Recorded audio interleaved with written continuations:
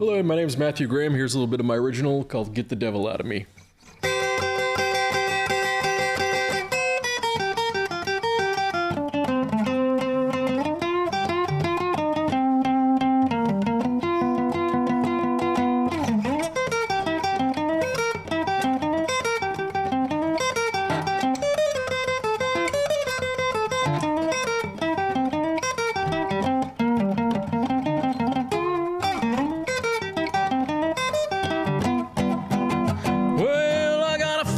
Soul I can't control. I got an empty heart, gotta feel the hole. I gotta scream, I gotta shout. Gotta let you know what I'm talking about. Will the rebel come out the eyes don't see? I get the devil out of me.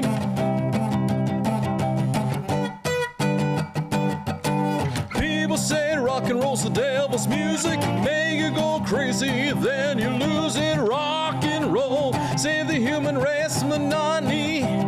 That way face, I'm not the devil as you can see. I get the devil out of me. Well, I don't wanna hurt anyone.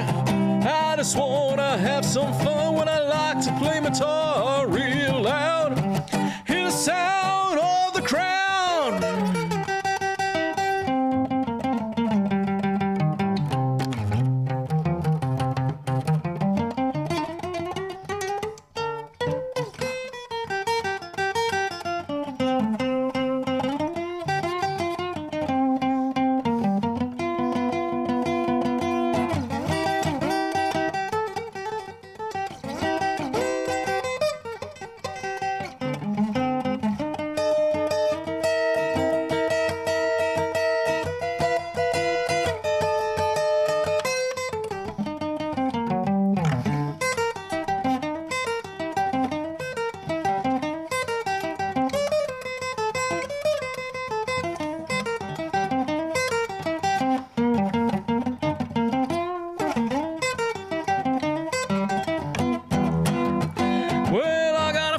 My soul I can't control. I got an empty heart, gotta feel the hole. I gotta scream, I gotta shout. Gotta let you know what I'm talking about. Will the rebel come out the eyes don't see? Get the devil out of me. So that's an original of mine called Get the Devil Out of Me. Next up is a song I wrote when I was living in NYC. The name of the song is Harlem Honey.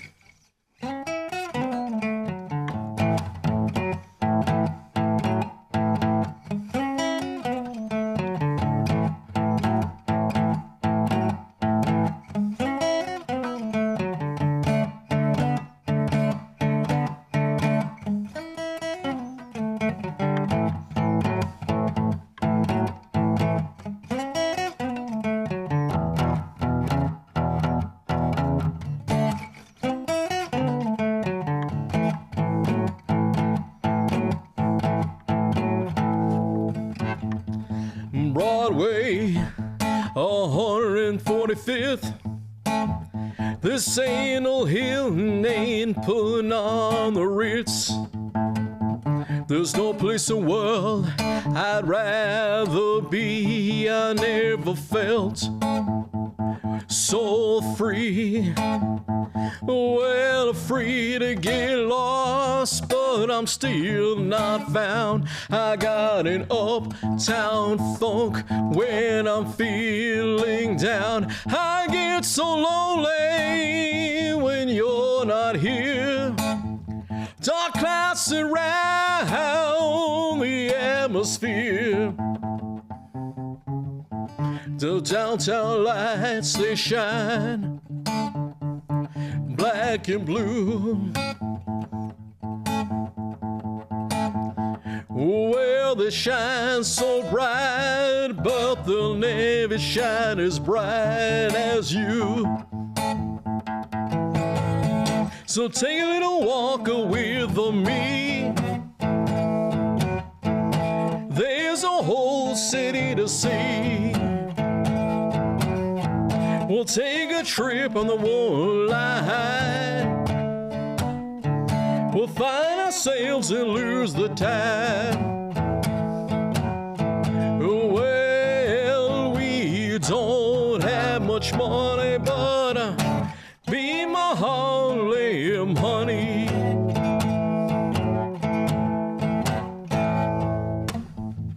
New York, 125th. I ain't playing the Apollo, you know I ain't that hip. But I can still sing my own blues. Well, come with me, baby, as we shuffle our shoes. You take a little walk with me. There's a whole city to see. We'll take a trip in the waterline. We'll find ourselves and lose the time. Well, we don't have much money, but be my Harlem honey.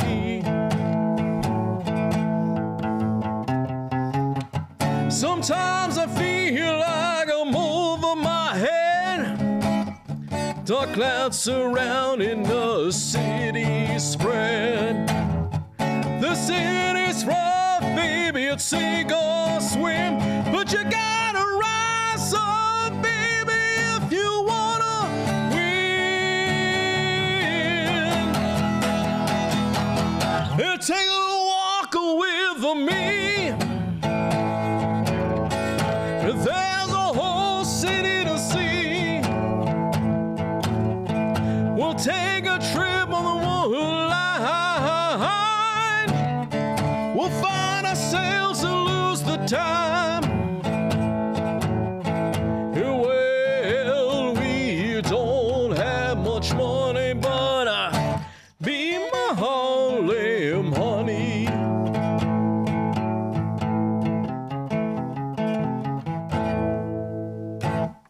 Yes, hello everybody. Welcome to another episode of the Tasty Twist with Sammy B here in the lovely studios of Okemo Valley TV. I'm your host and producer, Sammy Blanchett. You just heard guitarist, singer-songwriter Matt Graham from Castleton, Vermont. Welcome, sir. Thank you. So we'll have a lot of like memory lane conversations, I'm sure. But start right off the bat. When did you start playing guitar?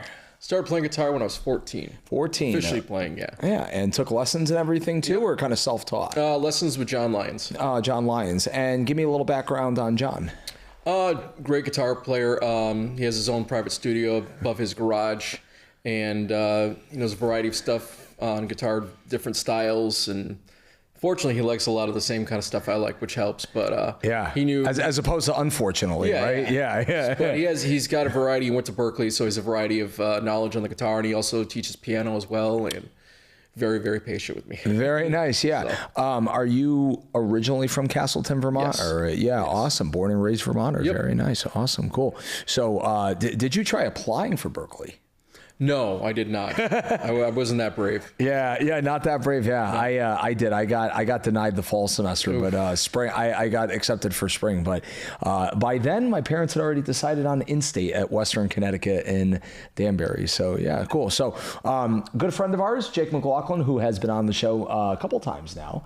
The Tasty Twist. Yeah, he gave me a lot of background information, so I could definitely hear. The Elvis, rockabilly, Brian Setzer influences in your playing. So yeah, have you? Well, probably not Elvis, but have you seen Brian Setzer live? I just did last summer. Nice, Stray Cats. Awesome. My girl and I saw them in Brooklyn. Oh, very nice. Right on the, I can't remember the pier number. I want to say 17 for some reason, but it's right behind. It's on the roof, and behind it you could see the Brooklyn Bridge. Oh wow! We saw them front row. That's fantastic. It was amazing, and then it was great because I told my girl, I said, we're seeing them front row. This is one of my. How much were tickets, if you don't mind me asking? Bad. I want to say maybe 100 something a piece, but you got. Wow, that's like cheap for Brooklyn. It wasn't that expensive, and it was like kind of like with higher ground, standing room, and so we went in. And I told her, I said, we're getting there first thing. I'm front row. I don't care how loud it gets, front row. So I was like, now where were you? Left side, stage right, stage left. I was kind of in the center, a little more to the what would be our left, his right. But it was, I was right there. Like I was from here to there to Brian Setzer, and it was great. I was totally fanboying. At one point, he was doing, they were playing the song Fishnet Stockings, and he just randomly did the solo for Rock Around the Clock, which my band Flashback and I play. Yeah. So I was like, yeah. And he looked at me, I looked at him, and I was like, oh my God, You should tell the audience already, because I personally think after all these years, I mean, I'm not as up to speed with his discography and everything, but like most instances, my parents got me influenced to him and everything. But would you tell the audience, hey, listen to all of his Christmas stuff right away? Yes. Check out everything. Brian Setzer. I think he's very underrated. That was the point. Exactly that was the point. What I was going to say. Took the words in my mouth. Extremely underrated. I hate greatest guitar list things. I think it's very subjectionable, Yep. But there's certain guitar players I think that could be up there just for the amount they can do. And Brian Setzer's one of them. And rockabilly, early rock and roll, bluesy kind of stuff. And then he went to the big band thing with his orchestra. Mm-hmm. And the guy can play a little bit of everything. And funny thing with the Christmas thing is my mom and I were watching the special. And I took classical guitar in college, so I can read, but he's got more, he's really trained. And so we're watching a special, and she's like, you play like him? I'm like, okay, Mom, thanks. My guitar tone is similar, and by the way, can I give you a compliment on the hair also too? Like it does remind me of Brian Setzer a little bit, and Elvis to some degree also as well too. Yeah. But she's like, oh, you got this. I'm like, okay, Ma. And next thing you know, he takes out a music stand, starts playing solo to Nutcracker Suite. I'm like, right, okay. Right. Yeah. Maybe a couple more years, Ma. Yeah. I'm getting there. I'm like, him and Stevie Ray are two of my faves, and I'm finally starting to be able to play their stuff almost note for note a little bit more. You have a favorite Stevie album or Stevie song? Couldn't Stand the Weather is my favorite. My girlfriend loves that song from start to finish. I listened to that tape. I'm old school for old school. So I was old school for my own age. So in high school, because I still had a cassette tape player, and I had the cassette of it, and I listened to it in study hall. I listened to it so much, the tape inside itself broke because I rewound, fast forward, back and forth. I literally took the tape apart, taped it together with Scotch tape, put it back together, and listened to it some more. I listened to it all the time. I think what's great about that album is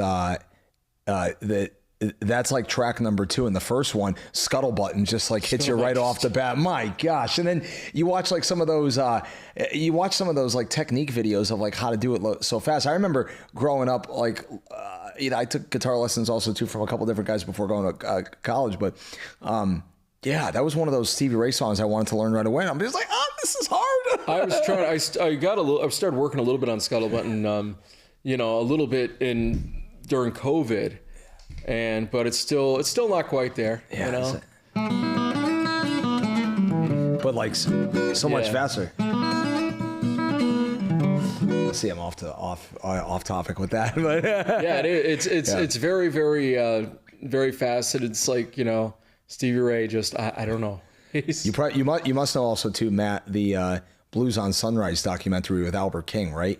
I haven't heard of that yet. So it's the 1.5 hour long documentary in 1983. And a little story behind that, you probably know that Albert King was basically Stevie's main influence. Wait, is that that's not the performance of them playing together, is it? Yeah, in the studio. That one I know, Yeah, with the backing band that's in like the separate room. And it's just the two of them for 1.5 hours just going over, hey, I remember you, young whippersnapper, when you were at like the open mic back in the day. And you'll get it someday. You'll get it someday, and he's got it right now. And Stevie's like, I got you now. And it's so funny because you're listening to them play, and it's hard to tell. If you close your eyes, it's really hard to tell who's playing what. Because Stevie Ray had unless you really know both of their sounds and styles very well. Yeah. But it's at first listen, like you could tell, and I think Albert was like, I've heard stories like Albert didn't put up with anybody. Like he was very, very tough to deal with. I can see that probably. I can see that. And Stevie Ray was like one of the few that broke through. Where he's like, "You got this," but he wanted to keep it at bay, Yeah. Because I think he appreciated Stevie Ray was able to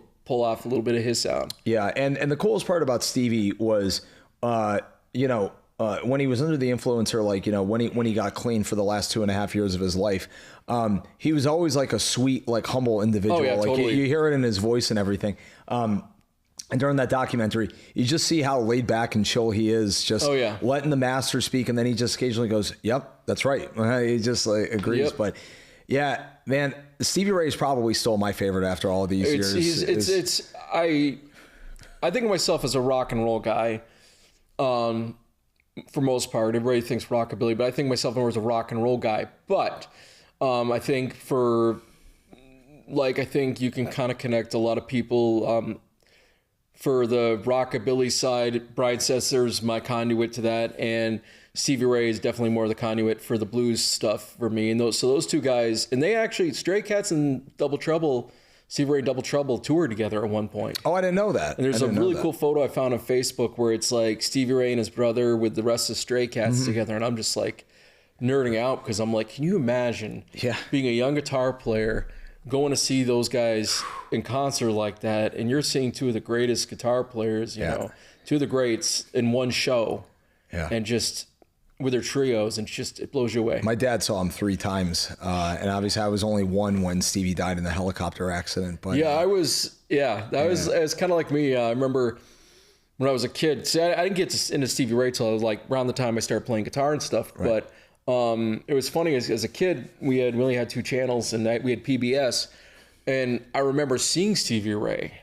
I don't remember even the music part. I remember seeing him because Austin City Limits, they probably had a special. I remember seeing the advertisement. I think there were 2 Austin City Limits documentaries, I think, probably, of Stevie Ray and Double Trouble, Yeah, and this was the early 90s. This is like right when he passed, so I vaguely remember seeing this guy, and this is going to sound funny, but the only thing I thought as a kid, here's this guy with a guitar, and who looked like he was, because of his nose or whatever, looked like he was about ready to sneeze every time he played. That's just what it occurred to me as a kid, It was like he would sneeze out at the notes. But then I got into him later on, hearing Pride and Joy and some of the stuff on the classic rock stations. Then, actually, of all people, I was listening to an interview with John Mayer, and he mentioned the Couldn't Stand the Weather album. So I was like, okay, I'll give it a shot. And I bought it, and then listened till I wore it out, literally. Yeah, I think Cold Shot was one of the first songs off of that album I tried playing also too, and just figuring it out. I love that we're going heavy on Stevie Ray to start this, because this is right at my alley. But didn't John Mayer, speaking of John Mayer, didn't he elect Stevie Ray Vaughan into the Rock and Roll Hall of Fame? That is such an honor to do that, It is. Good for John Mayer, especially the career that he's had also too. He's turning everything. Yeah, and it's tough because there was a lot of Stevie Ray Vaughanabees, so to speak. Sure. There was a lot of guys that went. You could throw Kenny Wayne Shepherd in that mix also as well too. He's another monster player. Have you seen him live? No, I haven't. Yeah, I've had the privilege to see him live. I think I saw him once. If I have to go down memory lane, let's see, 2007, I think I saw a Jimi Hendrix tribute concert, and it was some guys so Kenny Wayne was on that. I want to say that Eric Gale was there. Hubert Sumlin, I think, was on there. Oh, Robbie Krieger from The Doors was on there. Yeah, that's a list of people. The original Double Trouble lineup was there also too. So Tommy Shannon and Chris Layton were there too. Makes sense. Yeah, so some big shots definitely there. Yeah, to say the least. To say the least. Yeah. While I think of it, because I've got a bunch of different questions. I try to come prepared for these episodes as much as possible. But once again, everybody, we're talking with Matt Graham from Castleton. Let's see. Oh, I know what it was going to be. Okay. I love that you mentioned the top 100 guitar player lists are kind of bogus to some degree. It's so Thank tough. you. I agree. It's it is so tough. But all right, give me top 10. I was going to say top 5, but give me top 10 in your eyes. It's hard to say because I could go with stylistically, top 10. I could say it's hard for greatest. I will say, I guess it all depends on perspective, what you base it on. Yeah, right? The combination of technique and tone. Technique, tone. I will say, I'll just start throwing names, and this is no particular order. Okay. You'd have to include, just for innovation, and this is something that's a little out of what people think I do, which I still don't do yet, but I'd like to be able to. Of course, is like great Eddie Van Halen. You have to throw him up. Yeah, you have to. for innovation. Yeah. And of course, he gets thrown always at number one, but either way, you have to throw him in there, Hendrix, to some degree. Yeah. But I think So we got two out of the 10. Yeah. I think you'd have to choose also in this for some reason. Maybe it's because he does more acoustic stuff, but I really feel like this guy could probably play anything. Who's that? Tommy Manuel. Yes. Holy crap! Saw him last year, man. One of my favorite shows I've ever seen. Yeah. I mean, and he makes it look so easy. He really does. Yeah, and not only that, he's also got just the interacting with the crowd down to a science also as well, too. He's got the stage presence down and everything, and I watch it and I'm like, this guy could probably pick out any of these guys and be able to do their stuff to some the way degree. he blends the Beatles songs together is just mind-boggling. It's He's fantastic. And another one that I think is underrated, that I got his album, and I think he kind of sounded like, at least to my ears, it sounded like somehow he made a combination between Stevie Ray Vaughan and Eddie Van Halen. Was Gary Moore. Gary Moore, yeah, that's a good choice. Very underrated. I think, who else am I thinking? So we're at 4 now. I'm naming guys I think that I'm more underrated too. Who am I thinking else? Oh, he played Larry Carlton? Yeah, Larry Carlton's up there. But, who had a bit of time with Steely Dan. Yeah. Yep. Who else am I thinking? The guy. I'm fans of him on Facebook. But I'm drawing a blank on the name. He plays like a Strat a lot, and he does a lot of chicken or a tally. He does chicken picking. That doesn't Chet Atkins. Down. Chet Atkins, of course, but I want to say his first name's Larry, but he's like a country kind of guy, but he's extremely underrated, and a lot of people. Is he from the LA area by chance? Nope, I think he's like country, like from Nashville or what have you. But right. But if I remember it, I'll let you know. But I think there is one guy that reminds me that plays Strat a lot. He's kind of heavy set. Kind of has hair a little bit like mine. He kind of seems a little rockabilly, but the guy can play like he. You ever heard of a guy named Michael Landau? That was the guy that I was thinking. Sounds familiar. Thinking of. Yeah. He's got a little bit of a Stevie tone to him. But like a really, really good jazz fusion player also too. But I'm trying to think. I mean, there's a lot of underrated players. Like I said. I mean, of course, like I have my. And this is great. This is your list, which I like. You know, I have my faves. I mean, I think all the guitar Stevie players, in there, obviously. You know, yeah, Stevie of course, for sure, yeah. And I think of course, I'd have to. I mean, I just have to go for innovation, and for where they get it from, like. You almost kind of say all the blues guys to some degree. I mean, how about some jazz cats like fusion players? Larry Carlton. Schofield would be up there for me. I'd throw him in the fold. Joe Pass, I like some of his stuff. Yeah. Trying to think who else. Wes Montgomery, yeah. Some great guys from that group. Grant Green, Kenny Burrell. Kenny Burrell, geez, I think Stevie was into him. He's a big fan of Kenny Burrell. Yeah, he was. Yeah. But yeah, there's so many people that, like I said, a lot of the blues guys, of course. You'd have to put up there, and I think Collins was a great blues player. Albert Collins, he had his capo all the way down to like the 7th and 8th. Yeah, nobody gets out here until you play the blues. that movie. But yeah, speaking of Albert, it's like you get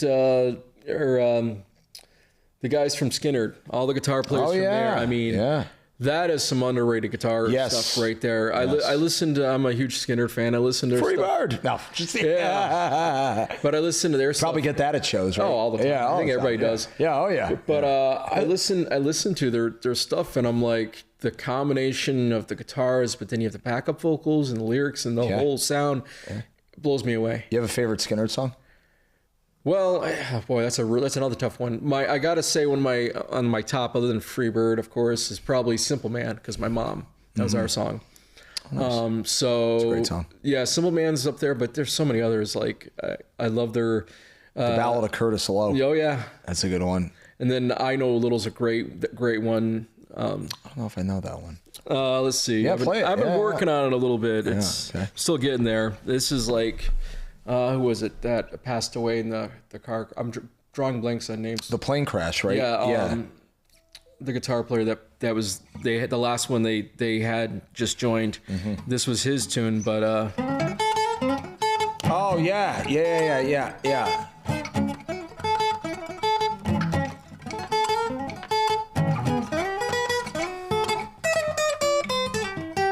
Yeah, what's the name of that one? Right? Yeah, that one. God, what's the name of that song? Yeah, that's I Know Little, and then I like Call Me the Breeze a lot of guitar work on that. Yeah, J.J. Cale original, Yep. but Yep, yeah. and then I like a lot of there's a song, One More Time's a great one, Coming Home I really like.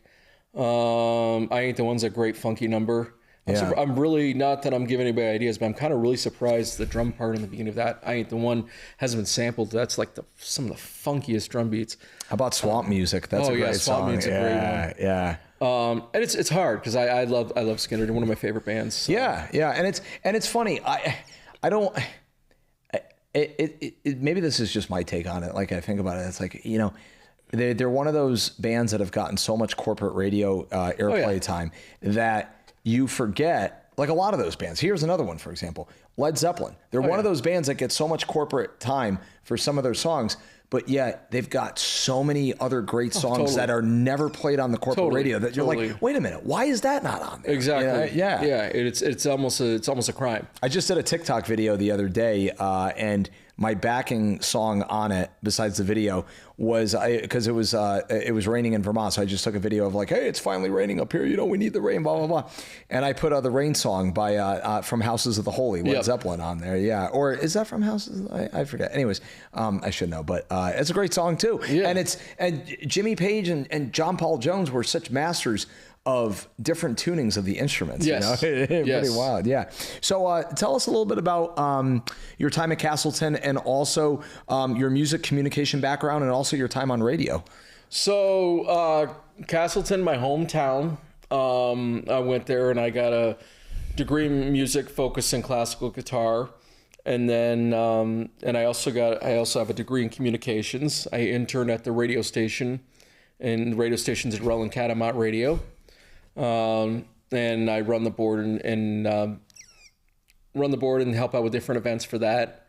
And is it a lot of work? It is. It can be. It can be. But I enjoy it. Yeah. And it was great. It was great doing the two. Having the 2 degrees, because aside from music, I'm into like movies and stuff like that, and any other creative aspects. This is my first time in front of a green screen.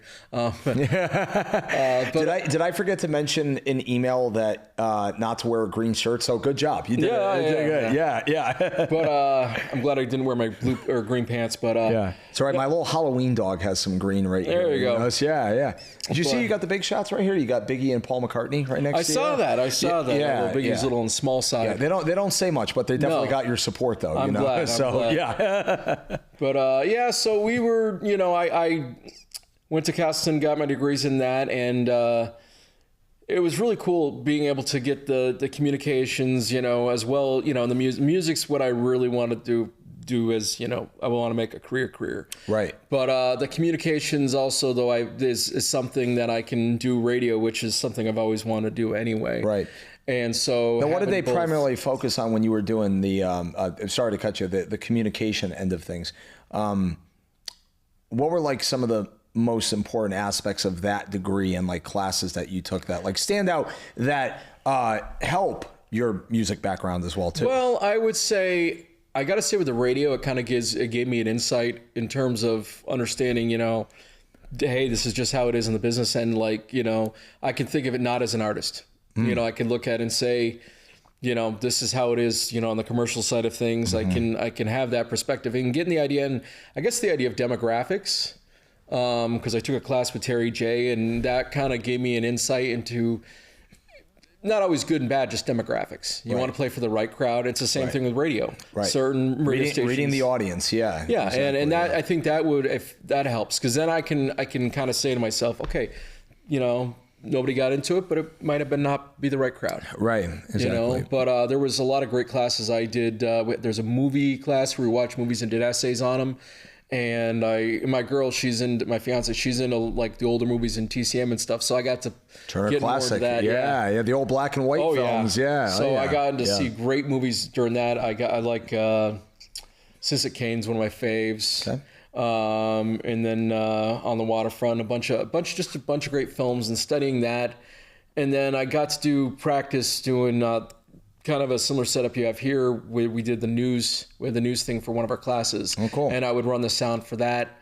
So just different aspects of that. And then we did like talk about pop culture type classes, understanding that. Right. So, you know, understanding the media, just different aspects of things that I think give you a broader outlook. Yeah. Now, do you think a lot has changed since you've graduated? It has. I mean, there's more focus on digital stuff and streaming, and you know, there's CDs were still on the thing a little bit. It's even more so. It didn't seem like everybody had their own show and their own thing going, like or podcasts. Yeah, like they do now. It was a little more. It was still a little more, you know, not necessarily video, but a little more towards that. Back then. But do you think there's more pros or cons in that regard? I think it's both to a degree. I think it's just, you know, you can get yourself out there easier, but then, you know, it's hard because there is so much out there. Mm-hmm. So it's just, it almost kind of like it gets buried out in the fold. It makes it tougher. So yeah. Now, when you did radio, how long was your shows primarily? Did you do a couple hours? Did you do 1 hour? Did you take calls? Was there like a general topic? I wasn't on the air. I was just running the board for those. But okay. But kind of behind the scenes producing. Yeah. Right. So I would run the board, and then I did for different remotes, and sometimes be like 2 to 3 hours, you know, usually. Mm-hmm. Actually, I just did one the other day. And so 2 to 3 hours, and I put them over the air, bring the DJs over the air, and 2 to 3 hours. And I also did sports broadcast. I ran the board for that, and that was interesting because... Nice. You a Red Sox fan like Jake? I'm not into sports as much. Not into sports as much from the rooting perspective. Okay. Yep. I know Jacob with the Red Sox. Oh yeah, me too. but yeah. So I remember one time I earned a nickname from Uncle Dave there of the radio station that Jacob and I know really well. Yeah. And it was so funny because he was like one of my favorite DJs, but I always seem to screw up the most around him. But, did he let you hear it too? Oh, he let me hear it, but I you know, rightfully so. I wasn't gonna get upset. So does he give you like insulting nicknames like, oh, come on, well, this screw up, come on, what are you doing? This wasn't insulting, but this is accurate. I put on, because I was listening to the promo, and like usually, because you have to put them in there, and usually, or the opening thing for this whatever sports game we were running, right? And usually I'd listen to make sure it was the right one because it sounds the same at the beginning. And I don't know if I couldn't see the label or whatever, but I didn't listen all the way through to one of them, and it was football, and I put on the baseball tag. So he didn't really even get mad about that one. He just labeled me as hazmat. Got it. Understood. I know where I stand now. Understood. You know. So well, you know, in the corporate world, that's a big mess up right there. Oh yeah, totally. Yeah, that's. I mean, the NFL or Major League Baseball. That's a major screw up. Right that's there. why I was like, I'm like, okay. Even if he got mad, I'd be like, hey, get it. You know. Yeah. But I you know, and then I've been doing with my speaking of radio. You mentioned. In Connecticut, you went to Connecticut, you said? Western Connecticut State University. Okay, yeah. My buddy, I got to give a shout out. My buddy, Jeremy J. Edmond, he goes by now. He's out of Connecticut. And I met him through an online open mic during COVID. And we have yet to meet in person. This is the weird thing. And I've been doing radio shows for and with him, editing, and I've been in a host with him. And he has this Unlikely Places Pop and Rock Radio show. I've been working with him, and he's been trying to do it more towards focus on mental health and those kind of issues. Oh, okay. Related to music and stuff. Yeah. So we've been doing as far as like the importance of music connecting to someone's soul and getting them through. Yeah, and different mental health issues, and so I've been working a lot of stuff with him, doing that. We had one show we did recently where we interviewed the bass player from Collective Soul. Which really wow, cool. Okay. And so I'm trying to stay active in radio. That's like my, you know, because I always thought as a kid, you know, I've always wanted to do music, but I thought if I was to like work an everyday job, what could I do that I could tolerate that I would still like? And I think radio is the thing that I really like. Do you think because I don't have a communications background, but because I'm gaining inside experience like doing this at Okemo Valley TV with the podcasting and everything, do you think a degree is necessary, or like just a couple of like master classes like from other like radio DJs is kind of, because we have shout out, a plug for the TV station here. We have a radio station coming later on this year, WLUD 93.3 FM. Cool. That's going to be hitting the airwaves, the latest by 2027. Anyway, so do you think it's necessary for kids nowadays to get a degree for that, or can they pick it up like pretty easily with technology and the digital end? I would say it's good to get the degree for hands-on in terms of something. It's kind of the way I would view it, as like, it's for me anyway. I look at it as like doing something on your own versus, I know for myself that was the best thing, because if I do learn things on my own, but I think at least with classes that hold you like accountable for sure. Yeah, right. As far as trying to get jobs and stuff, it's hard to say, because that's always changing. You know, Right. even you could have the degrees in technically speaking, but you might not always have all the experience right off the bat. Yeah. And it's hard to say. I feel like it's ever changing, and with the technology changing, there might be somebody that has the experience because it's a newer piece of technology they've experienced in, versus somebody who has a degree in it that doesn't have necessarily. Yeah, because that technology could be outdated in as soon as like 3 years from now. And Yep. and with how much the digital world has taken over apps and smartphones, so much from music performance and musication, and in my opinion, has seemingly changed since I graduated. I double majored also too. I got business management degree, but to me, charts are still a thing for saxophone players, violinists, like all these people, but a lot of that could be done on iPads nowadays. You don't really use like the paper as much as you used to. Yeah. It's weird because I'm old school in a lot of ways. So I have very, very strong feelings about some new things, but then other things I'm perfectly okay with. And you mentioned iPads and all that. I got a tablet a couple of years ago, and it's been, I don't want to go to the extreme to say life-changing, but it certainly has made things a lot better.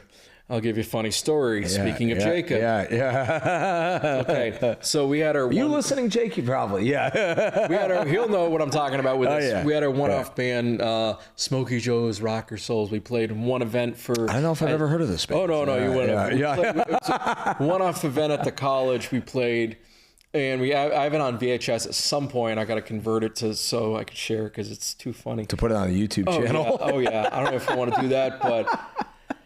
We had the music and stuff, and it was windy out, and we had sheet music. This is like just. I already know where this is going. Yeah, and so it's windy, so the music goes flying, and then it was funny because it was a bike-a-thon thing, or it was I think it was for MS or something, and on the video.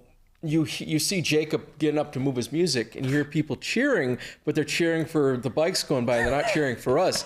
But the timing of it just looked like they're cheering for him change his music now.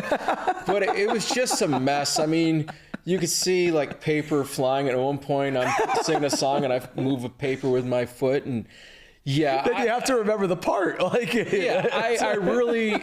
So that being said, I really, really like the idea of the tablet, of having everything in there. The process of putting stuff in there is a little more cumbersome than just saying, printing something up. Right. But it's made things a hell of a lot easier. And I have mixed feelings of using it a lot. When I play solo gigs, I do, just because the amount of songs you have, to play solo, and, you can't extend them out because you're not playing with a band, so you can't do solos and stuff. And I always like to use the safety net, mainly just for my set list, because I try to remember songs as much as I can. But now, when you do your solo shows, this could be a multi-point technology question, but are you using a looper pedal? Do you use effects pedals when you're playing? No, here's the thing. I feel like I should more, because I do have a looper pedal that I really should get practicing more. Right.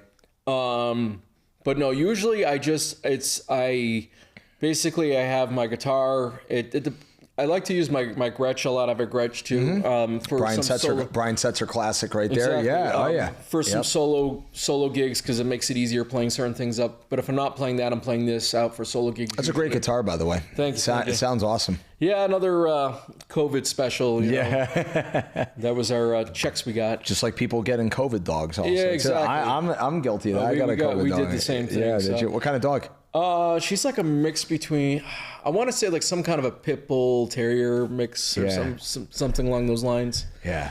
Who's a good girl? Oh yeah, she is. She's a hoot. That's awesome. Do you play slide on that guitar at all? I do. I do a little bit. Nice. Yeah. Excellent. But solo. I forgot to mention you didn't have this guy in your top list, by the way. Well, I don't know if we got to the end of the top list. What's that? Derek Trucks.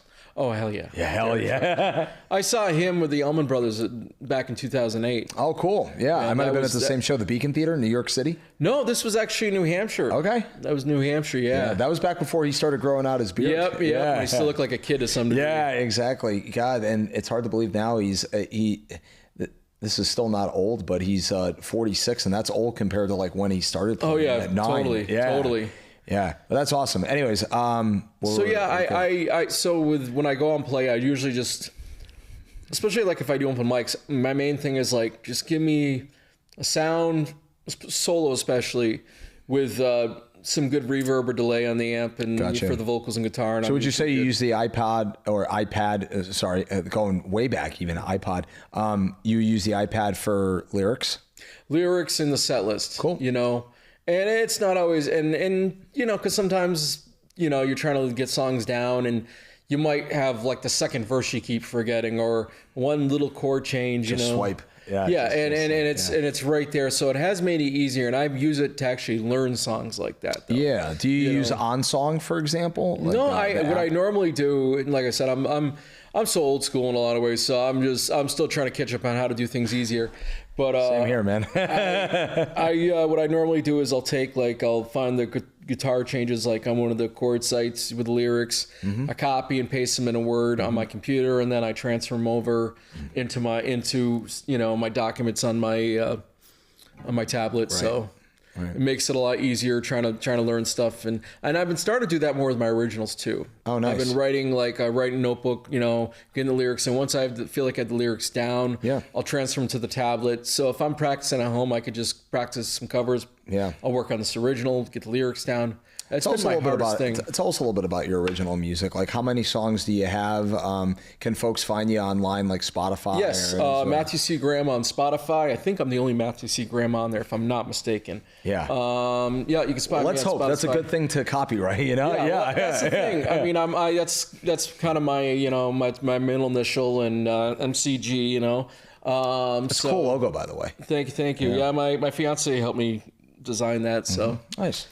But you can find me on Spotify with my latest EP, Drive. Oh, nice. And when was that released? That was released, I think. I did different releases. I think 2 years ago was the official, like I did on CD, and then last year was, I believe it was last year. There was a Spotify release. Gotcha. And you're on Instagram and Facebook as well, Facebook, too? Yep. Yeah, Matthew C. Graham on Facebook. Awesome. So, haven't gotten the TikTok yet, huh? Yeah. Not yet. Not yet. I got all nervous when they were talking about taking it off. So But my originals I've got. I'm trying to think. I mean, I probably there's ones you have down, and then there's ones you need to revisit. You know, it varies. Or some that you're not feeling during a live show, and you just put it on the back burner for a little bit. I mean, I think I probably, I'm going to say probably getting close to 50 or so, Very nice. That's being generous, because I'm very meticulous. I want to, there's ones I kind of wrote years ago that feel like I could do better now. There's ones I want to get down more. See, part of my thing is my music, a lot of it, which is why I did Get the Devil Out of Me, really needs a band. Like right. That's our way I've always been. One of my other favorite artists that I'm extremely excited. I think it's a really good time to be a fan of his is Bruce Springsteen. Bruce Springsteen, yeah, and a lot of what on my EP Drive, I was going for a lot of that Born to Run kind of sound. And that big, probably too much. I say that because Did you have the band though for that? Like I haven't listened to it yet, but Jacob played keys on it. Did you have a horn player on it? And I had my buddy Chaz Canny. A lot of people know Chaz. Okay, yeah. He played saxophone. I think Jake's been trying to get him on the podcast also too at one point really in time. Should. Yeah, Chaz. yeah. So Chaz is he's so talented, so humble. This is so funny story recording. So I was gonna I don't think we used anything else of that he was gonna do, but I was gonna have him do some percussion on one of the songs. Right. And so the idea was he was going to play the sax parts and his percussion at this session. For some reason, and he didn't realize till I got there, and I met him in his car, and he's like, oh, "Holy crap!" He forgot a saxophone. Oh, that's a big. Yeah, and it was it was a ways away. So I said to the engineer, I said, by any weird chance, any really weird off the cuff Did you have a backup saxophone? Do you have a saxophone? As a matter of fact, I do. Wow. Wow. So we got to. But now Chaz has to mentally okay, can I adapt to this? No, and he did. He did. We did multiple takes on my song "Crippled by My Emotions." He did a solo on that. We did a couple takes, kind of like we took a little bit from different takes and made it one solo. And then he played on my song "True Love," which is a ballad, kind of a '50s thing, and he wailed on that. And he just nailed it. He got the sound that I was going for. That's awesome. So yeah, Springsteen is another huge influence of mine, and he's a good one to have. Oh yeah, I was watching a lot of the songs on my EP were like over 10 years ago. Right. When I was working on these songs and stuff, or trying to really think about getting these songs down. I was almost religiously watching them make it a Born to Run. Oh wow! And that was a huge influence. So, how would you best describe your songwriting to the audience? If we're talking style wise, I'd see myself. If you want to put it kind of in a vein, I'd say you could put it in the rockabilly vein, or you could put it in a blues rock thing. Mm-hmm. I kind of see myself maybe along the lines of Bob Seger. Or Springsteen. Okay. Maybe a little bit of Heartland rock, kind of along those lines, I would say. Classic rock, blues, that kind of stuff, bluesy rock. Do emotions play a big factor in your songwriting? Oh yeah. Yeah. But the thing for me is my thing is, especially with the band, is I like to make music people can dance to. Yeah. Because I have different opinions than a lot of people on the whole. You must be in a wedding band. Yeah, well, that's what that's the idea, is to get people dancing. My band Flashback, and I really, for me, when it comes to music, is for rock and roll, I feel like the original thing with rock and roll was about people dancing, right? And that's where I I put meaning and stuff in lyrics, but a lot of songs I like stuff people can dance to, right? And so for me, that's usually a factor with some of the stuff I do. Not everything, but a lot of that with the band. How often do you gig out? As much as I can, working and stuff a lot, but I do play open mic all the time. Yeah, awesome. Where do you do the open mic? I do open mic at Anglers. Oh, okay. That's a nice bar. Yeah. How far are you willing to travel for shows to play? I've done about 2 hours so far. Gone out for 2 hour drives. Cool. Trying to get out more and more. My band Flashback and I it's had a changing lineup, so I think that's been a little tough. Everybody gets busy, so trying to solidify the lineup so we get steady gigs. But we play the barbecue fests that they had in Rutland 2 years in a row. Oh, cool. We do the American Legions and stuff like that as well. Yeah. I played the Moose Lodge. Yeah, Moose Lodge is a nice spot. Yeah. I played. I think you're in a great state to not only just for the arts and entertainment, but also for being a solo artist, because I believe the state of Vermont, so many venues are always looking for other solo acts. It could sometimes, depending on the venue, you've probably noticed this from experience, it might be hard sometimes to get in with a particular band, whether it's the right fit or just, they don't have so much room. But the other thing is probably years of experience of being in bands, that sometimes dealing with too many bodies and their personal schedules and getting everybody together for rehearsals is just really tough. It is a duality, because I do like playing with the band. Probably the most right now. I've always seen myself playing with the band. Like a rock and roll guy. Yeah. But that being said, you know, it is nice to just go out there, play some solo gigs, and have it be just you. The only thing I do worry about, because, you know, we all experience this, is equipment failure. You know, or heaven forbid you don't have two of something in the moment. Yeah, you know? where is the power coming from, or where do we plug in? Do the power outlets work? Yeah, like, do they work? Sometimes the venue owner is like, oh, I didn't think you needed power. It's like, oh, come on, man. Yeah, and it's a tough one. I mean, that's the other thing. Working radio recently, they've been having me set up a lot of events and stuff. So I've gotten really, really good at setting things up. Pretty quick. So that's like outside with like a canopy. Yeah. Not necessarily. And like sure mics like this, making sure. No. They have like some, I forget what we're using now, but they have like just different type of mic they use, but they've been trying out different ways to go live and stuff. So,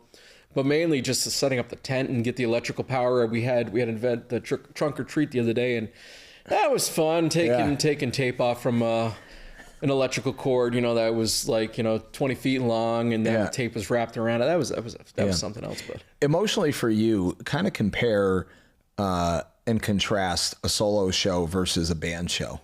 Okay, so solo show, I would think. I think I focus probably because I'm doing solo. Usually, I'm doing more. They're both covers, but like I think for a solo, I definitely focus more on vocals and try to get that as a thing, you know, because I'm not going to rip a solo unless I do get a loop pedal going, which I probably should. Right. Yeah.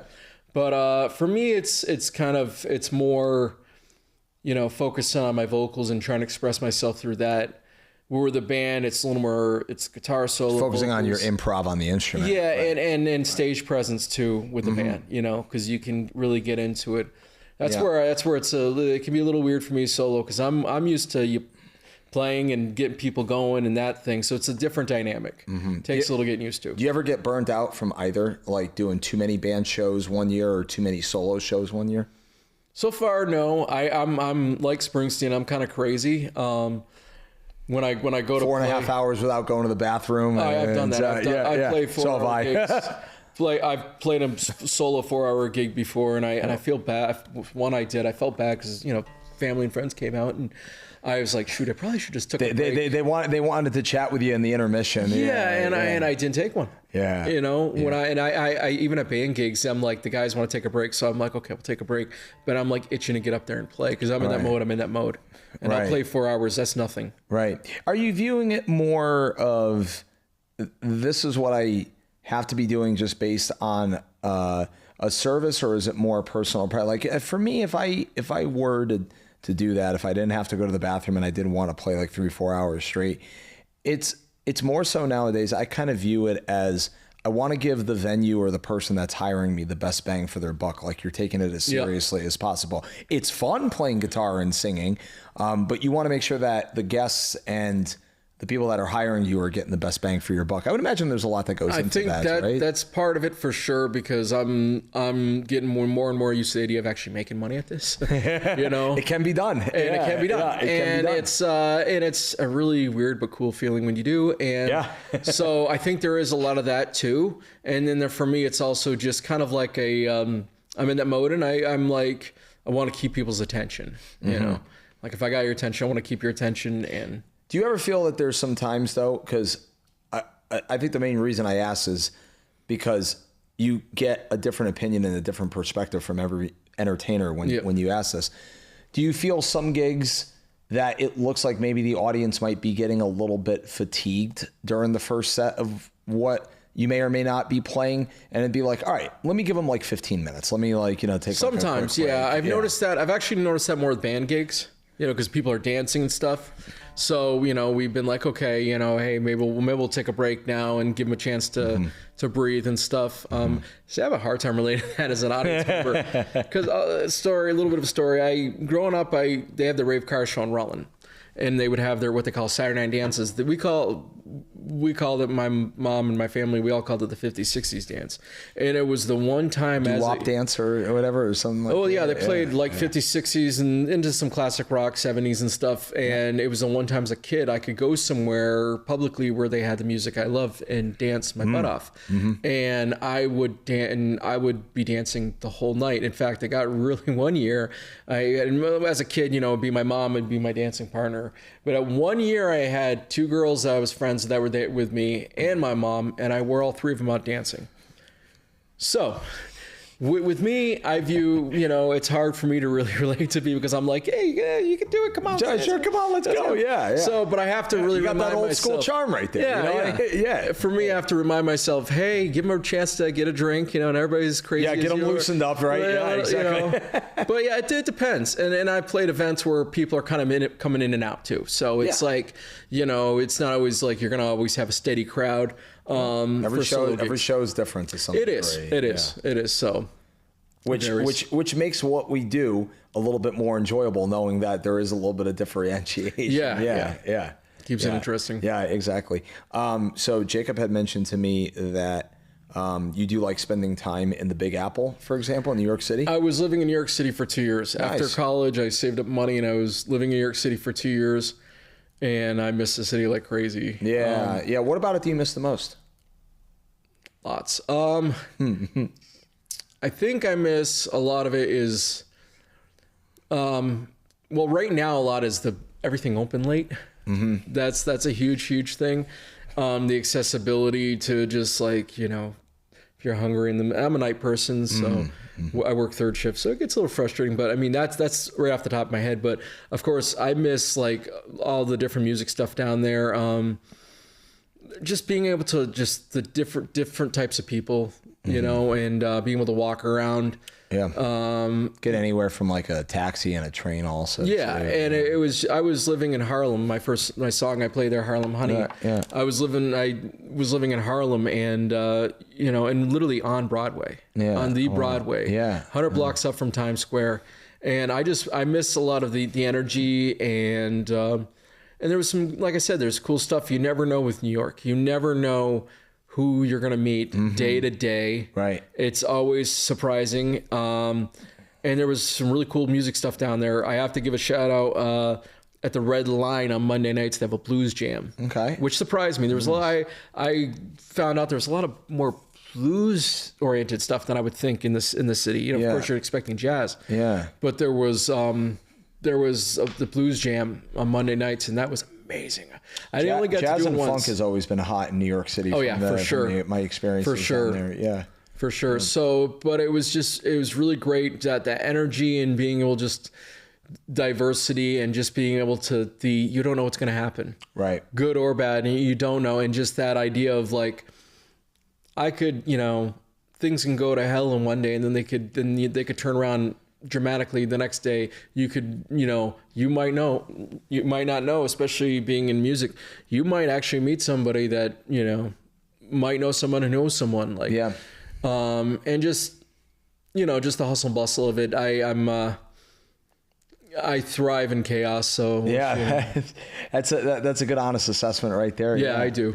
I don't know. I always joke around this with people. I'm like, I don't think I could ever, I don't know if I could ever live in New York City, but visiting every once in a while is cool. And it's tough, a lot of people. Tough to live for sure. It is. Financially, especially. It is. Yeah. And it's, it's tough. I don't know. A lot of people are like, when I first moved there, everybody's like, what are you going to drive? And I'm like, you don't necessarily always drive in New York. No, you don't have to. That's kind of hopefully the goal, that you don't have to drive around that much. And that's the other thing I miss too, because Vermont winters can be rough, and owning a home, especially here, it really can be rough. Down there, it was a lot better. Yeah, I mean, as far as the roads being taken care of. Yeah, and I didn't have to drive them. Yeah. So it was a lot easier for that, and it was for me, the train was always easy. The last time I was in the city, I saw, this is going back years ago, I saw Fish in Madison Square Garden. That was a lot of fun. You were there when I was living there. Yeah.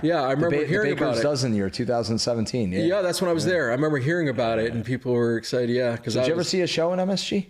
Not yet. Yeah. I have not. I mean, I've Definitely put it on your bucket list. I know. Yeah. I would love to. I mean, I've walked by it 1,000 times. I mean, but I have yet to see one live there for sure. How about the Beacon Theater? Not yet. Yeah. Not yet. I think we talked about. I brought that up quickly about the Allman Brothers. So that's that was their home spot. That's the marches, the Pecan at the Beacon in March. That's what my dad and I were doing when I was in high school.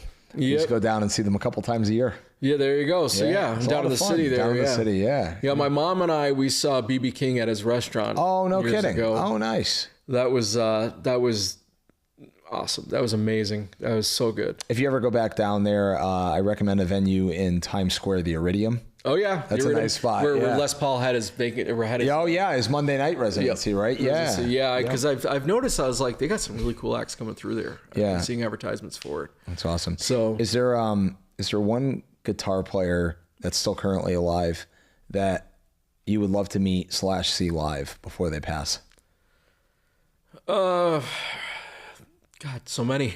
Yeah. Kind of going back to one of these lists. Yeah, Tommy Emmanuel would be. I definitely like. Highly recommended. Yeah. I mean, geez, I mean, it's one of those things. It really should make you want to practice more, but sometimes you're just gonna be like, I don't know. But there's a lot of them. I mean, let's see. Well, I'd say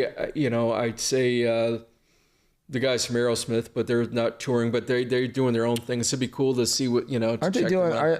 Did they finish their last farewell tour? I think they did. Yeah. I know Joe and Brad are kind of doing their own thing. Right. So and Steven's pretty much retired. Yeah. Pretty much. For the so, most part, but like Joe Bonamassa for sure. Yeah, that'd be a good one. You gotta see him. Yeah. That'd be a good one. Eric Gales, I'm getting into. Eric Gales, yeah. And then newer guitar. I love Marcus King. Marcus King. So you never seen him? I haven't seen him live. No, Marcus King. I want to see. I saw him a couple of years ago open up for Nathaniel Ratliff in the Night Sweats. That would be one I'd want to see. I always tell people I hope Marcus King's voice lasts forever. I do too. Because it's amazing, but more so than that, his guitar chops. Yeah. He's so very humble too. Yeah. But Marcus King, and then another King one, Kingfish. Kingfish. Okay, I've heard of them. Yeah. He's amazing. Yeah. And I always thought, I always kind of like, you're missing out on an opportunity. They got to do it soon. Mm-hmm. Like there's still younger guys. Like I thought Marcus King and Kingfish should go on tour together, do the King to King tour or something. Yeah. This guy doesn't, these two guys don't, they're jazz guys. Jazz / blues. I don't think they tour in the United States as much as they used to, but, they both had experience playing with Miles Davis back in the day. And one of them is Robin Ford. And the other one is Scott Henderson. Okay. Scott Henderson. Yeah. Scott Henderson, I think his favorite guitar player growing up was, his two were, strangely enough, the late Jeff Beck and Jimmy Page. So that's all you need to know is like where he took the inspiration after that. Yeah. But yeah, Robin Ford's been around a long, long time. And I got to see him in Norfolk, Connecticut, and one year, and it was a short show. I think there had to be some reasons why it was only an hour and 2 minutes. My parents joke about that one all the time, I remember. But anyways, yeah, it was a great show. Yeah, killer players. So those two I would recommend seeing. An obvious one could be Eric Clapton because he just turned 80, and just for inspiration. The problem is growing up, a lot of my people I was fans of, or for most of my life, half of my influences have passed away. Yeah. So I really have to think who's still alive. Right. Buddy Guy's still alive. Buddy Guy. Oh yeah, God, yeah. I've seen him twice, man. Awesome. Yeah. He's got so much energy too. Still, he just turned 89. Yeah. He's like, yeah, I'm still here. It's like, wow. Yeah. Who else? This is a good back and forth thinking of who. There's a lot there. Who's that? I mean, I'm just thinking of like newer players I like too. Is that just on technique wise? Is it Matteo? The dude, he plays like with his fingers like this. Oh yeah, that guy. Italian guy. Yeah, I forget. Macy. No. Amazing. He's Wait, is really he along good. the same cloth as guys like Al Di Meola? Is he around the same? I'm not sure. I know I think I know him if I see him. He plays like with his fingers like this a lot, and he's really super fast, and he does kind of like jazz stuff and different stuff, but he played with like Steve Vai and Joe Satriani. Oh, Steve Vai and Satriani would be great to both see. Oh yeah. So it's hard because I could list ones like I could say like. It's not like somebody offered ticket for me to see any of these. I wouldn't say no. No. You know, but as far as like who you're absolutely dying to see, I would say, you know, probably right now, like I said, for newer guys like Marcus King, of course. Bonamassa for sure. Kingfish would be amazing. I got one for you. What was that? Eric Johnson. Would be great. Yeah. It's really tough because like I could name stylistically, but then you know I could name ones that I'd like to see just to watch just as a guitar player in general, you know, for technique and that kind of stuff. And the guitar is just such a weird thing, right? So because you're in the guys like Tommy Emmanuel, for example, do you like listening to a lot of those alternative acoustic tuning guitar players? Not as much. That do a lot of like the tapping with both hands. I check it once in a while. Come across a video. Was it Leo Kotke? Is it Kotke? I saw him at the Paramount years ago. Yeah. It was really good. There's two guys from that catalog. I would definitely recommend you checking out. Three actually. I think they might all be Canadians. I'm not sure. I know one of them definitely is, but Andy McKee. Okay. Antoine Dufour. And Michael Hedges, their influence guy. Yeah, just a lot of that, just finger tapping and different all picking and just getting sounds that, you know. Yeah. I just like to, you know, it's fascinating to me because, like I said, the guitar is such a weird instrument where that's why those greatest guitar lists are so tough. It's so tough. They are. And playing guitar is just such one of the weirdest things because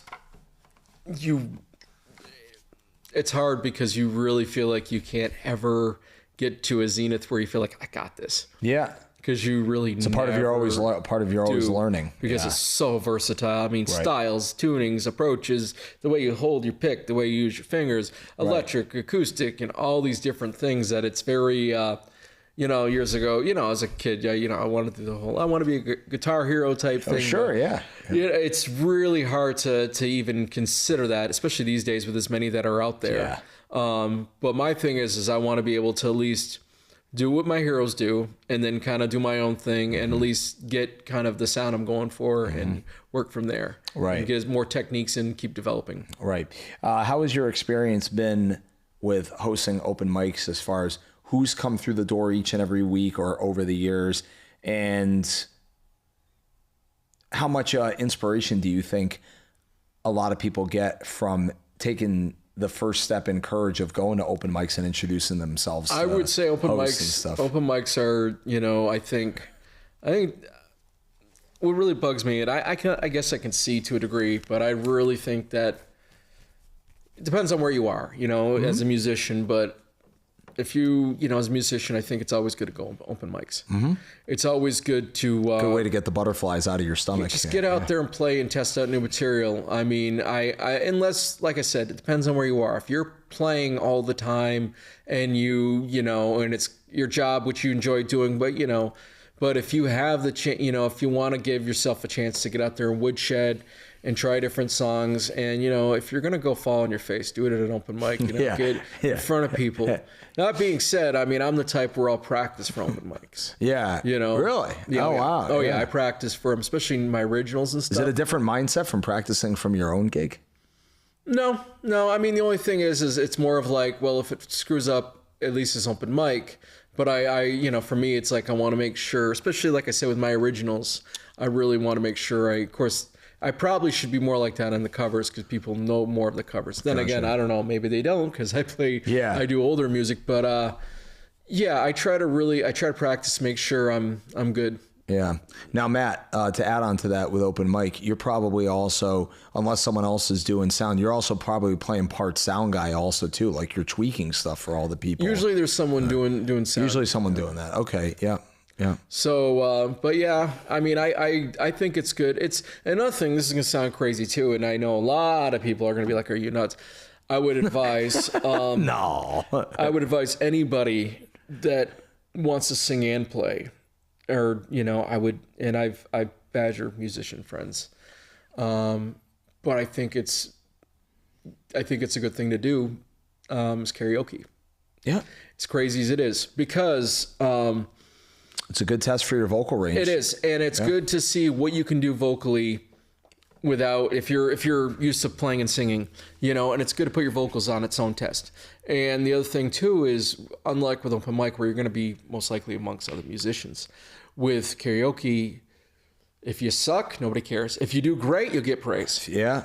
And so I've karaoke, I've been doing a little less of that, because I'm trying to focus more on playing my originals and stuff, playing those out and trying to do that. But karaoke is always a good thing to just be like, I always advise everybody, the way I approach singing and playing, because I consider myself kind of almost equally both, is I've approached them separately and then put them together, and I've picked it apart every way I can. Mm-hmm. So I would advise anybody to, any way you can get down what you're trying to get down and learn, whether it's backing tracks, metronome, singing with karaoke tracks. I mean, I do every single way I can possibly, play with sing with the isolated vocals, play with the isolated guitar, playing with the backing tracks, play with just the drum track itself to hear where the part goes. Anything you can do to learn a song and get things down to improve yourself, go for it. Absolutely. And failure is a huge part of growing.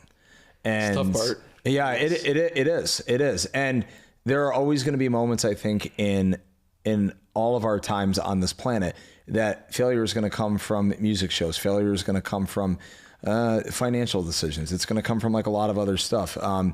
I can say that I make mistakes. I hit wrong notes and chords at shows all the time. And I've been performing live already to some degree for 23 years. And I embrace the failures now, because part of it is also, it's like, okay, you embrace it. You're human. You're not a robot. Exactly. Unless AI has something to deal with that in another like couple of years. But anyways, and a lot of the times if you go in with a certain confidence of like, well, maybe the audience or maybe some people know that I made a mistake. Most of the time they probably don't. So they're right. So then that's the added confidence. That's when you go and it's like, okay, now bounce from that. As a musician, you go out and you watch your friends play, say you're playing a gig and they messed up, which is fine. But you're watching it, and because they have so much confidence and the audience is so riled up, they don't care. Right. And that's, as a matter of fact, they take that mistake and build on that mistake, and it goes somewhere else. And that's what happens. And and it's very it's a tough one, because as musicians we get so far in our head about the music and getting the music down and doing it right, and that's the other thing I would say. If you're a guitar player and you're a guitar player / singer, is having your vocals down is good, because then if you're playing and you hit a wrong chord, I don't know how many times I've hit a wrong chord, and then I just palm mute it for like 5 seconds, and then I get to the right chord, and I just sing over it and nobody notices. Well, hey, there's some great songs where there's palm muting for a whole 30 seconds, but they're singing well, like a verse and everything. Like I have one that particular that's coming to mind. What's that song? Doctor, doctor, give me the news. I got a bad case of loving you. It sounds like it's palm muting, or there's really no instrumental chord stuff going on. But doctor, doctor, give me the news. I got a bad case of loving you. Stuff like that. Yeah. So as long as in that instance, as long as your voice is on the par. And that's what I do when I play solo a lot too. Especially because I'm a crazy guy. Because like I said, I like playing. It's even with classical. I like to play songs that were thought of people dance to. But I would do like a palm muting, that kind of stuff, to keep the rhythm. A lot of times keep rhythm for myself too. Yeah. From the guitar end, what do you do for like practice techniques? I try to play along with the recordings as much as possible. I'm trying to learn from my heroes. But as far as warming up the fingers, this is one that my classical, he did the. Oh yeah. That's an old school classic. Yeah, right that's there. That one I do a lot, and I try to vary it up in what I'm practicing. I try to do stuff. I force myself. Do something that's maybe more more bluesy, and then something that's more melodic. Mm-hmm. Try to work on things, and my buddy, I got to give it out. Show my keyboard buddy that's in my band Flashback, Michael. He pointed out, and I'm like, he's like, you didn't know that? And I give him all the time about not knowing music facts. And he's like, well, How dare you not know that? well, he's like, you didn't know this. One of the things and everybody out there can't really explain it, but I'm sure somebody could explain it to you, but you can slow YouTube videos down. Yeah. Yeah, you can go it down to like 25%, 50%. And I didn't know that. And I didn't know that till a couple years ago also, he too. He told me that, and it was like... Yeah. Because now I've been like... And it stays in the same... You know what's funny? Correct me if I'm wrong. Doesn't it stay... Like, say, like, you go... like a regular liquid beat.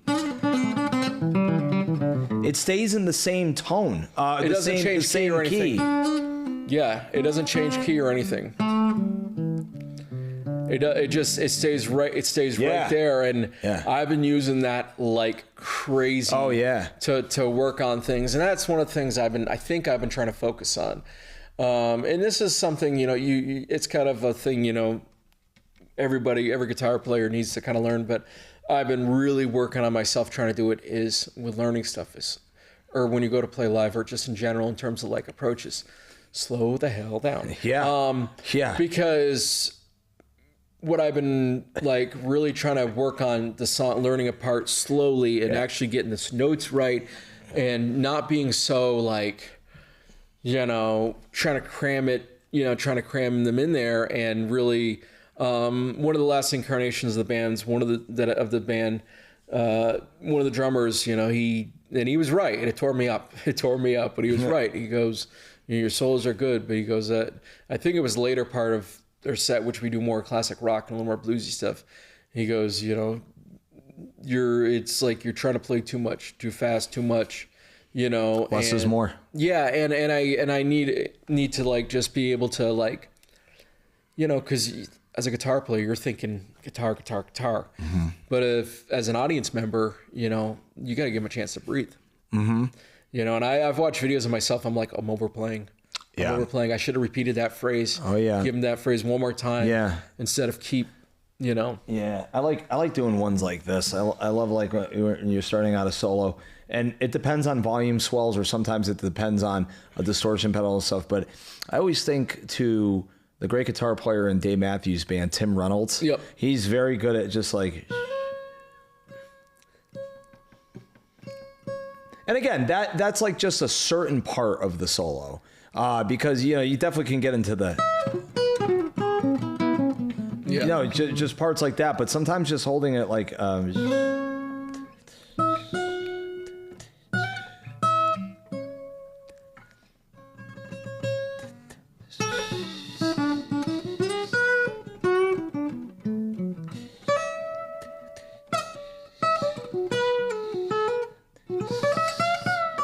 you just like kind of mix it up like the phrasing. Yeah, and this is why I've been finding myself more and more, which I think the blues thing has always been kind of a part of what I'm into for sure, but I've been specifically going back and really, really trying to like really listen to the players and really know what's what. And I'm not saying I learn every lick, but I'm really trying to get the approach, because this is why I like that Blues Jam in the City.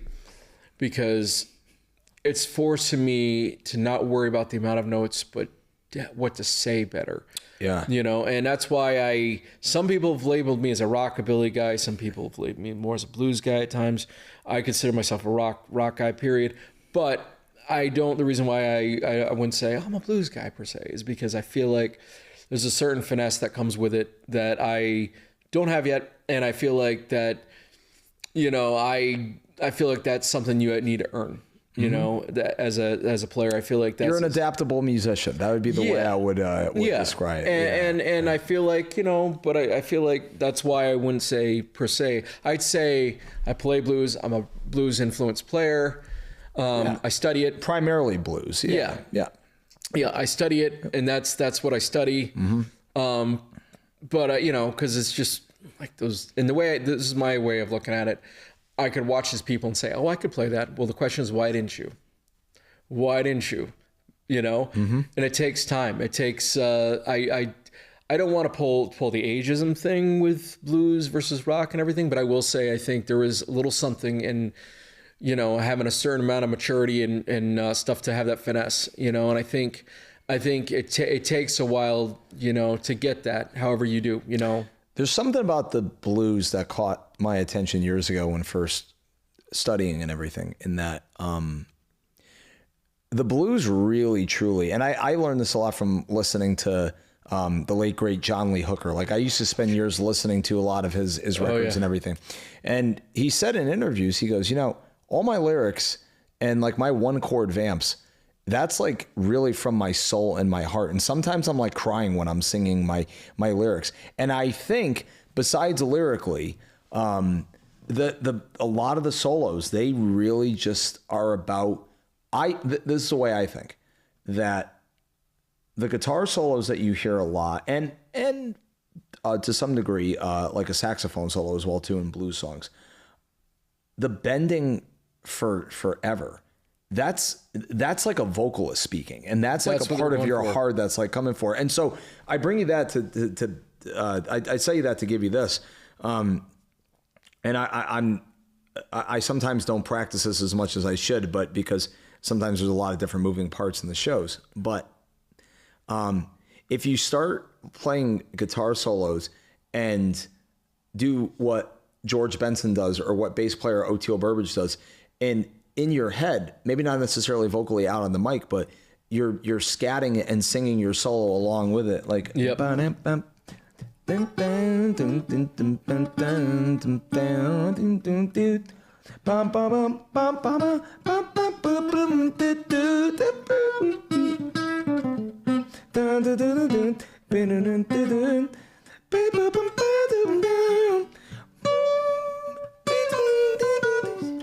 It almost like, in a way, like if you're thinking about it from that end, and then of course you got to have the moving part of like, okay, don't do that forever, then play a little fast every once in a while, then go back to the other thing. And it's like, oh, okay, now your guitar solo is almost too long, let's reel it back in. There's all these like moving parts. Oh yeah, for sure. It's yeah. about saying something. Yeah. And that's the thing that I've been trying to really, really hone in on.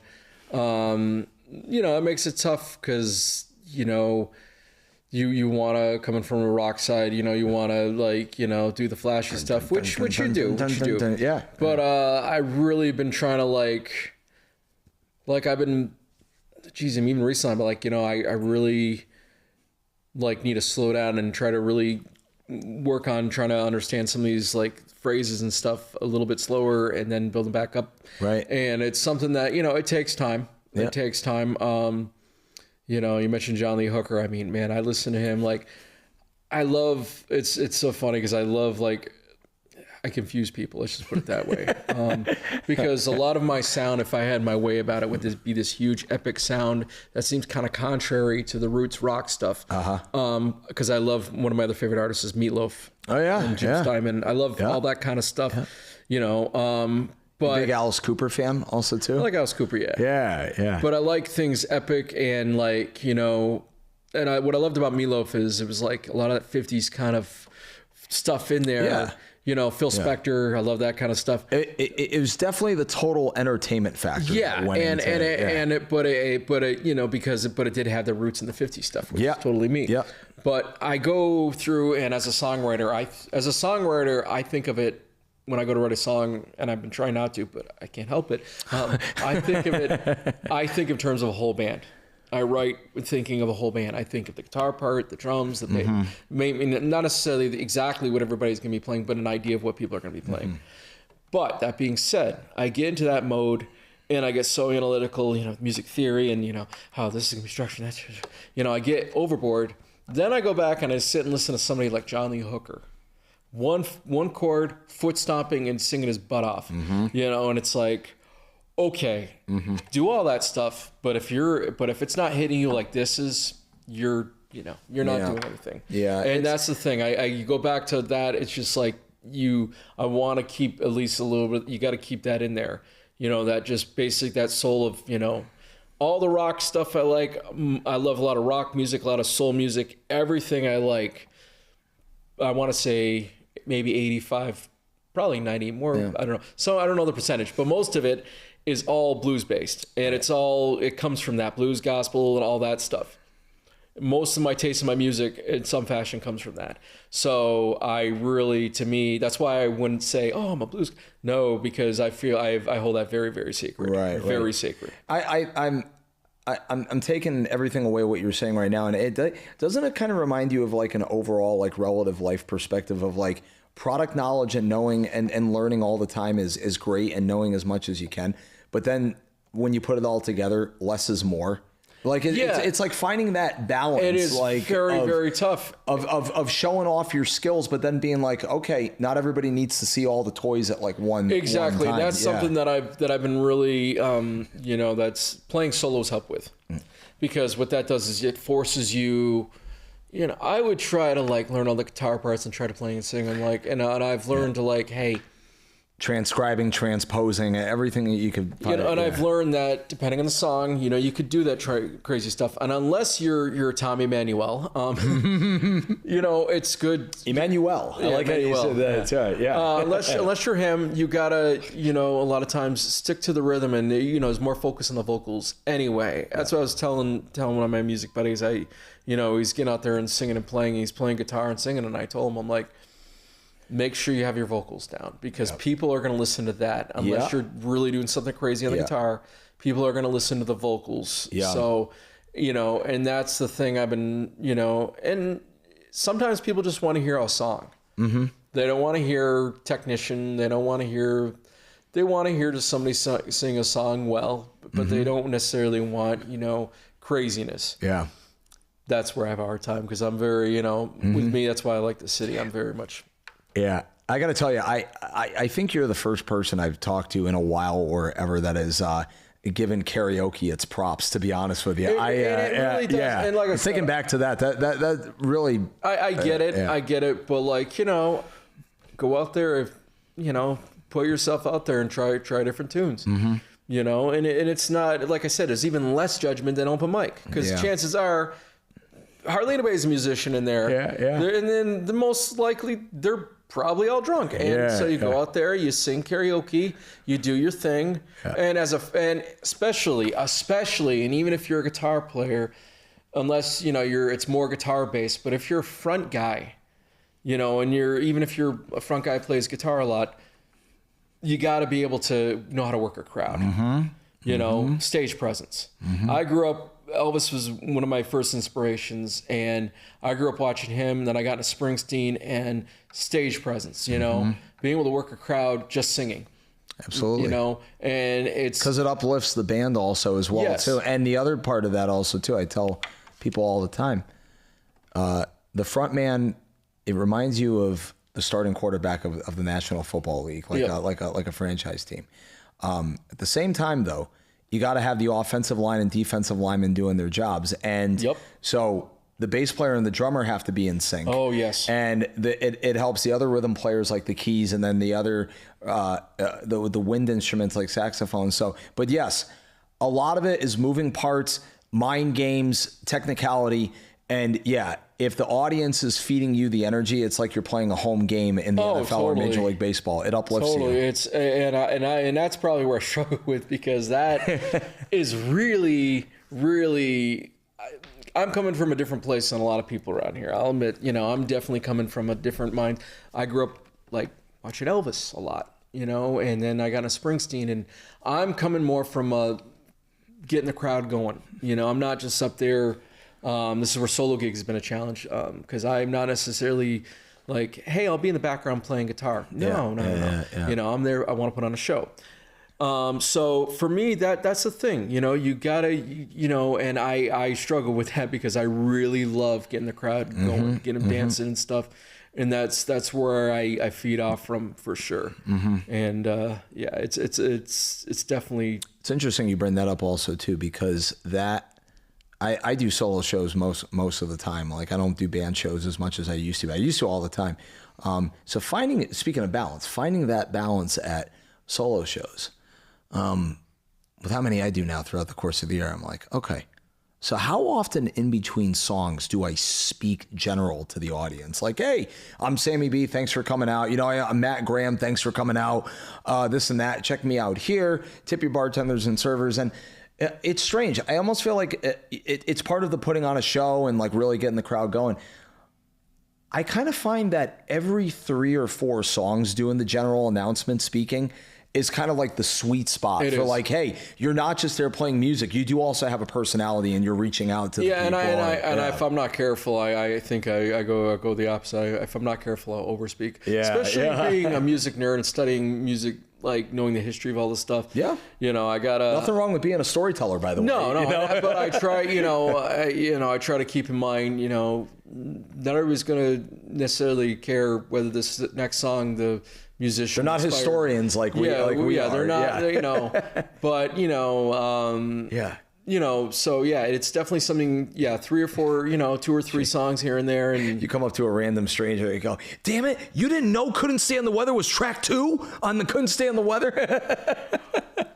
I do this to I do this to a lot of people, and it's very if you claim to be a fan of somebody I know about musically, and then they got to go deep on the knowledge, man. They got I mean, I try to be understanding, but I'm because I'm like obsessive, I read biographies all the time. I study, I listen to music. I watch documentaries and right. I love documentaries, and I try to study really, where people are coming from, their influences, That's why, like with the Elvis thing, people, give Elvis hell for different reasons, mostly outside of music, I would think, it's kind of the same thing you could say about guys like Johnny Cash. Like, oh, Johnny Cash wrote like such great music, but deep down as a person outside, not a nice guy to women, not a nice guy to, and it's tough. It is. Yeah. Frank Sinatra, same thing. He had a temper like a son of a gun, like from what I heard from so many people. I'm not going to say I'm innocent in that either. Personality, but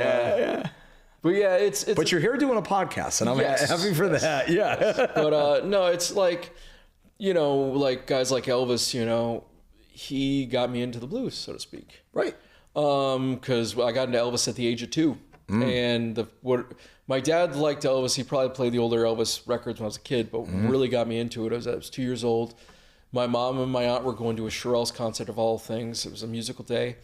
And my dad and my uncle put on my aunt's 68 comeback special tape. Oh, wow. To keep me, because they said I think he likes music. We'll just put this in to keep him busy. And he opened up with Trouble, his song Trouble, which is like a take on, since I got my guitar. You looking for trouble? You came to the right place. You looking for trouble? Just look at my face. I was born to stand up and talking back. My daddy was a green lumberjack because I'm evil. My middle name is Misery. Whoa. Well, I'm evil. So don't you mess around with me. And then it would stop, and it was him with his red Hags Viking. Very nice, by the way. Thank you. Very nice. It was him with his red Viking Hagstrom guitar, semi-hollow body. Yeah. And he's wearing black, and he's got, and if you see like a lot of other videos, me playing my electric, it's usually a 335 style guitar. Yeah. That had something to do with it. And he's singing in the camera looking cool as hell. And then it's got him with the leather later on, which definitely was an influence. And but he started off with that song, and that's like a blues bass. And then it melodied into Jerry Reed's Guitar Man, which was really cool. But then in the show, he did this, and this is where I probably, really officially kind of heard the blues. He'd go into Jimmy Reed, maybe what you want me to do. Yeah. He'd go into that, and that pretty much, like I said, I remember, my ear just attuned to that. And I remember seeing Paul Asbell and the big unknown blues band, Big Joe Burrell, years ago playing in the Rutland in the Pit. Oh, wow. And when I was I was probably 4 or 5, and seeing play down there. And as a kid, I remember thinking this as a kid. This is what really was bugging me, why really wanted to get music down because I knew I had it. Because I knew as a kid, at that point I was listening to Elvis and all the early rock and roll, like as a little kid. When I heard that, I was like, oh, that's rock and roll slowed down. That's what I heard. Yeah. I could hear the blues progression. I knew, I could tell, I could hear it goes from one chord to another chord, back to another chord, and I didn't know where it went from there. Yeah. But I knew it, and I felt the progression. Even now, I really think I drive my bandmates nuts because I feel those if blues progressions and stuff. I can feel that. I don't even need to count that. It depends on the song, but a lot of times I just naturally feel that. I naturally have a feel for it. Comes from experience. Yeah. Yeah, and that's just, and that's where, like I said, I think a lot of my stuff is definitely blues based. But I consider myself a rock guy. I love one of my favorite bands, AC/DC, one of my favorite bands of all time. I love AC/DC. I love the Stones. I couldn't sing like AC/DC, which is why my band never covers AC/DC. If I could pull off, Shook me all night long. If I could and I've tried, and if I could pull that off, believe me, I would sing their stuff and more Aerosmith stuff. But I can't. But one thing I think you guys can do is you can get like the high ankle socks, the shin socks. And the cool shorts. I can do that. I can do the duck walk. Yeah. I've done the duck walk, of course. For Chuck Berry. Can you jump 5 feet in the air? Not yet. Yeah, working on it, right? Of course, I could do the Chuck Berry thing. Of course, I was one of my heroes. Of course, Chuck Berry. That first song, "Get the Devil Out of Me." I love the early Beatles recordings where they were channeling their inner Chuck Berry also too. The early I will say, have you checked out the AI remix Beatles? No. Check it out. The blue and the red. I can't remember which one it is, but check out the early Beatles tracks. Those are all in mono. Oh, wow. It was recorded in mono, the early Beatles tracks. Yeah. They took AI. This is where AI is a good thing. I think it's a tool. It can be used in a good way. This is the good way. I think we're going to find a lot of pros to AI in the future, I think. This is the good way, though. They took the mono recordings. They were able to separate the tracks, and they're recording in the room by themselves. Then they were able to remix them, EQ everything better. And you never heard the song sound better in your life. Wow. And honestly, some of their more soulful stuff sound almost like Motown. Oh, no because kidding. You have that bottom end kicked back in there. Dude, that's so cool. I really got excited about that. And that makes me excited too, because I'm like, what can they do with all the 50s stuff? I want to hear them take some of like the Chuck Berry stuff, bring the drums out, you know, because it really it gives a little more of the back end. That's the other thing with me. People think, oh, you're in a rockabilly. Yes, I'm into that. But even with the band, I like to kick it in the rear. I'm a classic rock guy. I'm not a purist that everybody thinks I am. I like things that kick in the rear a little bit. Like there's this great, I don't know if you've ever heard the band, the Baseballs, or they're like a vocal group. No, that sounds cool. They do, picture 3 Elvises. Picture 3 guys that can sing across Elvis's range. Okay, one sings lower, one sings mid, one sings higher. And they do modern versions, they do 50s versions of modern songs. Like they have California Girls, but they have a version that kind of sounds like the Beach Boys. Oh, okay. Stuff like that. It's kind of like...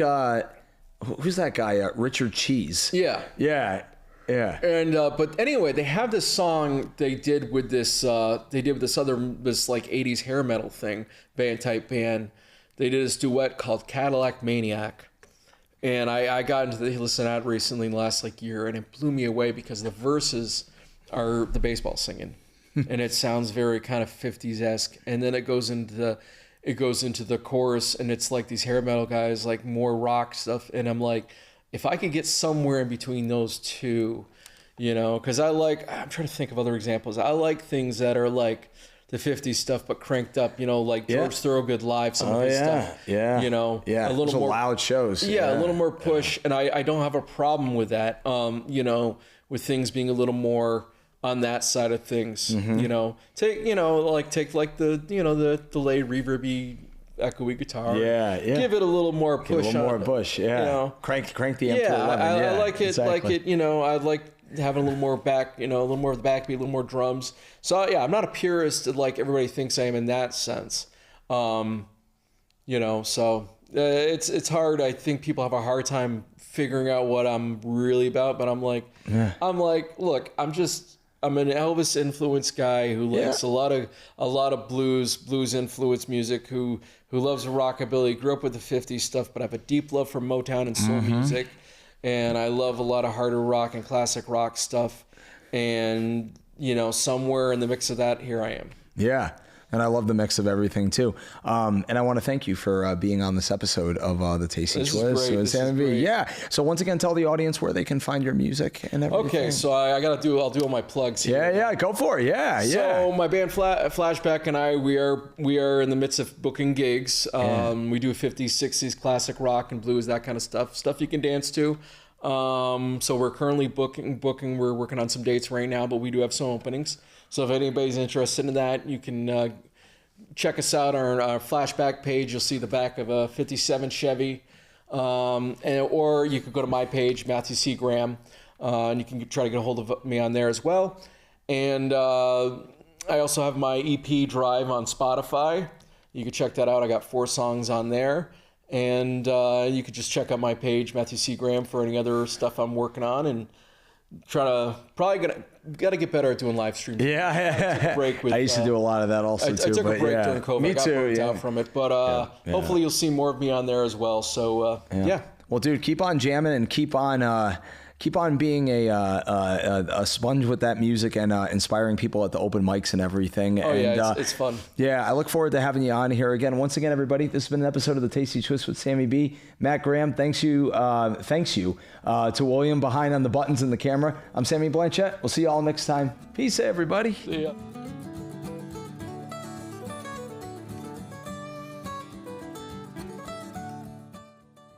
Hey, thanks for watching another episode of the Tasty Twist with Sammy B. Be sure to follow it on OkeemowValley.tv, follow it on cable, or download their mobile app. You can also follow every episode on my website, SammyBmusic.com. Have a great day.